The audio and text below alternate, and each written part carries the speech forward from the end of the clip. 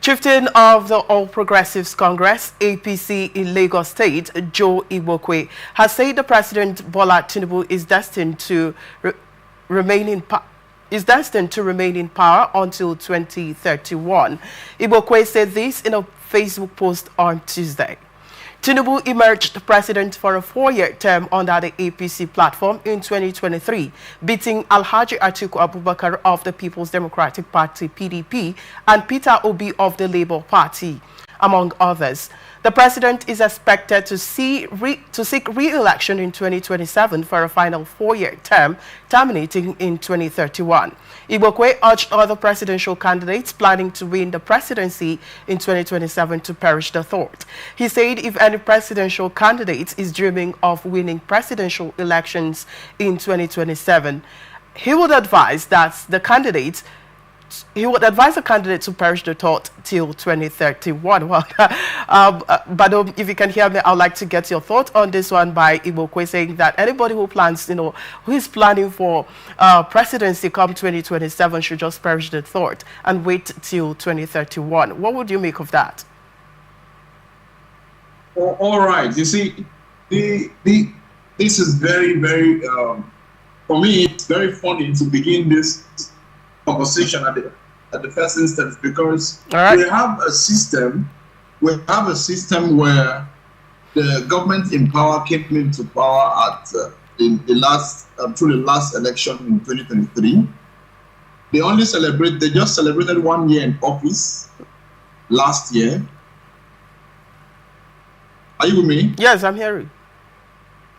They just celebrated the first year in office last year, and we are still talking about economic reforms that are yet to begin to materialize. We're talking about hardship all over the country. We're talking about a minimum wage that got increased and doesn't look like it was increased. We're talking about the NYSC sufferings. We're talking about all these issues. And then the first thing that comes to mind for some people is to talk about the 2027 election. What is happening with the current tenure that we have given to Mr. President? What are the reforms that we should expect? What should we expect in the new year? These are not even the subjects of conversation. You can see that these people are already thinking of the very next election. Meanwhile, we are still here fighting about the issues of the present government. Even up to now, some news come up where we find the present government still blaming the past administration for some flaws, instead of taking responsibility and putting things in their proper place. So while we are complaining about the whole issues, it is not even a matter of consequence to them. What they are concerned about is who becomes president in 2027 that extends to 2031. All right, so it's very pathetic for me. Okay. I don't think that this is very reasonable of the parties involved saying such things at a point in time, considering the current state of the nation. We should be focused on what the current administration can do with the time that they have at hand. So what do you think might be cannot become a to 2031 or not is a decision of the people, except they are going to override the decisions of the people. If the people want President Bola Tinubu to continue his tenure up to 2031, the people will vote him in. If they do not want President Bola Tinubu to continue, it is not a matter of predestination. This is not church affair. This is not monarchy. It is political, and it is achieved by the vote of the common man. All right. Except they are going to continue a system where electoral processes will not respect the common man. Somebody sits down somewhere and decide who becomes the next president overnight. Okay, but with all this that you've mentioned, right, with all the problems you cited here now, one would wonder, what do you think the implications of his statement, Igbokwe's statement, would have on APC as it stands? Do you think it's a sign of indictment on their part and APC parts? I would like to get your thought as well. It is obviously not an indictment, because the Igbokwe in question is an APC chieftain. So we cannot call that an indictment on their part. We can only say that that is insensitive on their part. It is insensitive on their part, neglecting the plight of Nigerians, where we see that, honestly, the APC government, whether they were, before now they blamed the whole issues on the PDP government. Now, as a public affairs analyst, I am standing apolitical and non-partisan. If I should toe that part and look at things critically and honestly, you would realize that the APC government that was responsible for the blame game before now, blaming the PDP government for not having the capacity to deliver Nigeria, has been in power for the past 8 years. They took over power from Jonathan, and that was President Buhari. Buhari took over power from Jonathan for 8 years. He handed over to the APC government again, which is the government of President Bola Tinubu. It's going to do 4 years, which we are sure of for now, regardless of what the Igbokwe man is saying about 2031. He's going to do 4 years. That's 12 years. In the past 8 years, and in the past 9 years, where we have the APC government in power, we have seen a ridiculous change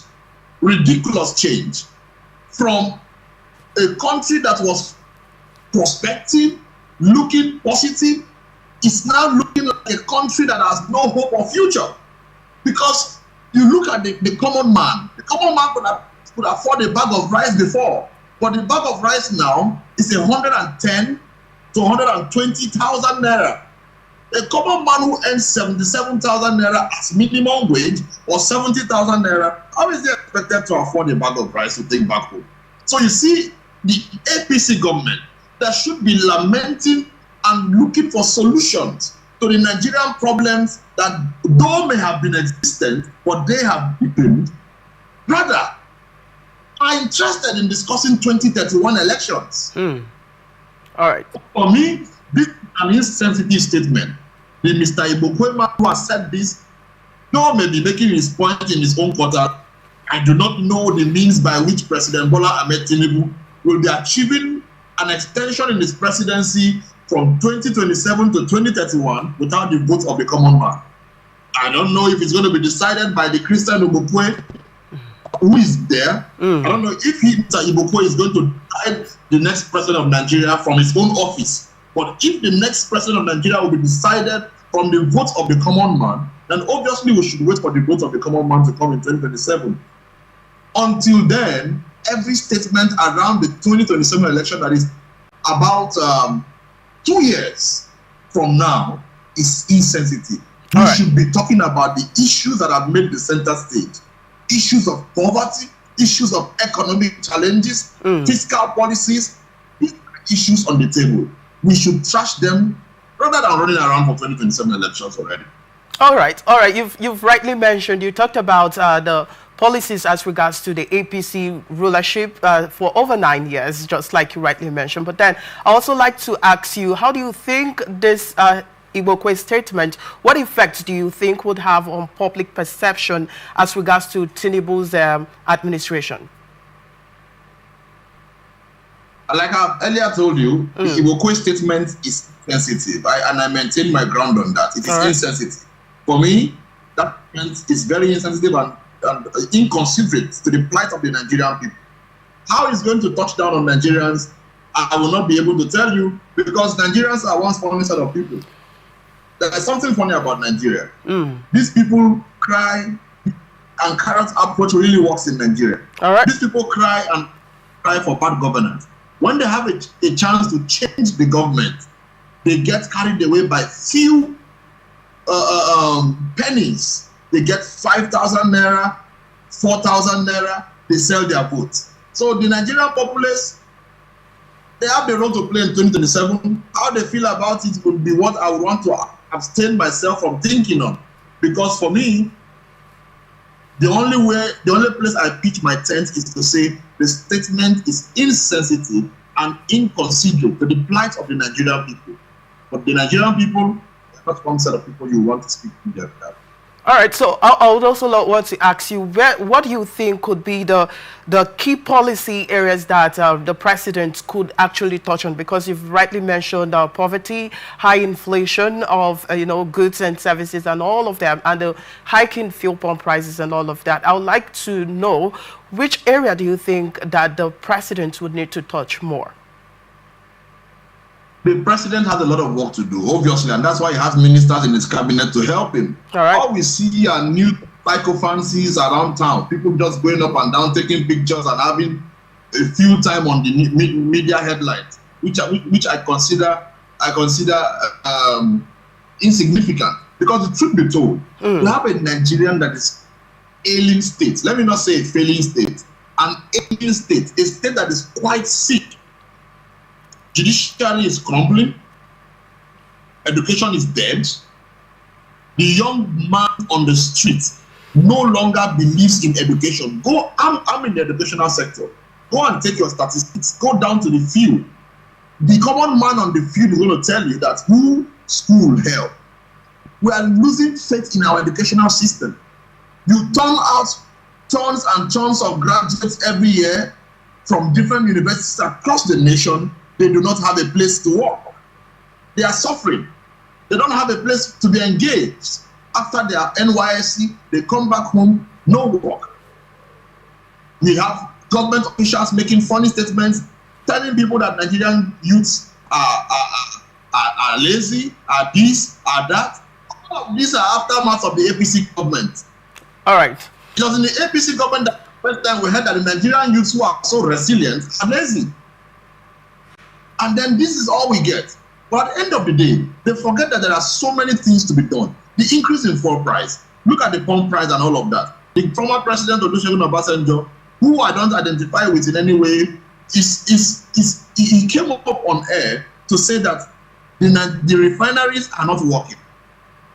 The NNPC told him that the refineries are not working. That is not true. He should come and do an inspection by himself to see that the refineries are working and then give the Nigerian state a reassurance.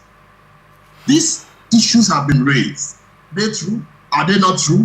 What are the modalities put in place to reassure Nigerians of the sincerity of this government in power? All right. It is something that we must look at. All right, Badom, great man. Before we move on to the next story, I would also want to ask you, how do you think could Igbokwe's statement have any, positive or negative influence as regards international, body, as regards Nigerian politics?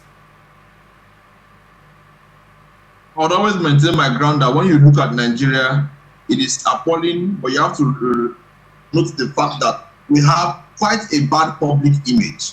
Not the fault of the government alone, but of course, a large percentage of the fault is from the government, because the government officials are so corrupt that they loot funds in Swiss banks and all of these places. And then, of course, they are watching you how you treat your people, and they judge you by that. So, of course, we have quite a damaged public image. You travel, your passport is scrutinized because you are a Nigerian. I don't want to say to a far extent how his statement will affect the Nigerian community in the diaspora, but the fact is that quite a number of Nigerians have lamented the current administration. In less than 2 years, they have a role to play in redeeming the image of this government in power, rather than putting more oil to fire, or salt to it.